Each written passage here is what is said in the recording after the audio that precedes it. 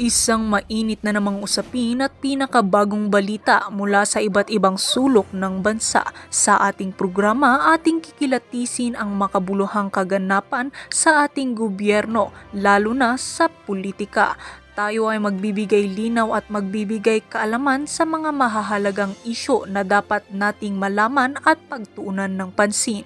Ito ay magbibigay linaw sa ating mga kaisipan upang maging wais sa pagboto sa mga susunod pang mga eleksyon.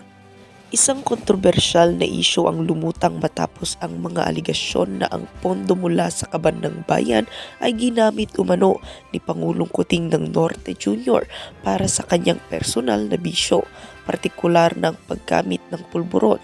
Tunay ngang na ito ay isang malubhang pagsasalanta ng katiwalian at hindi tamang paggamit ng pondo ng gobyerno. Ang balitang ito ay nag-ugat mula sa mga pahayag ng ilang mambabatas at mga grupo ng mamamayan na naglalabas ng kanilang saloobin ukol sa mga patakaran ng administrasyon.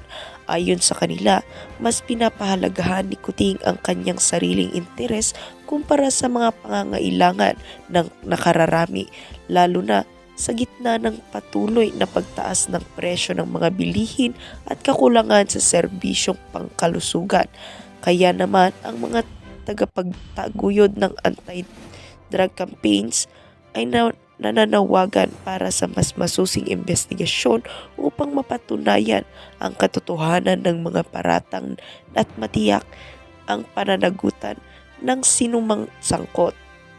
Marami sa ating mga netizen at mga mamamayan nag-alinlangan sa mga balita at nagbigay ng kanilang saloobin sa social media. Sa gitna ng mga akusasyon, nananatiling mahalaga ang transparency at accountability ng pamahalaan. Ang mga mamamayan ay umaasa na ang mga responsable sa anumang uri ng katiwalian ay mapapanagot upang mapanatili ang tiwala sa mga institusyong pampubliko.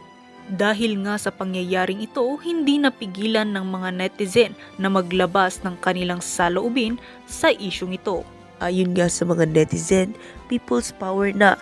Hanggang kailan ba kaming mahihirapan na magtitiis sa gutom? People's power na ang solusyon, hindi puro kayo bunganga.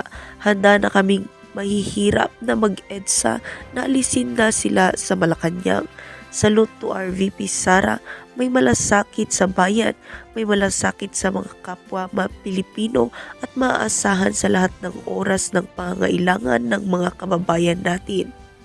Hindi malaman kung ano ang gagawin. Diyos ko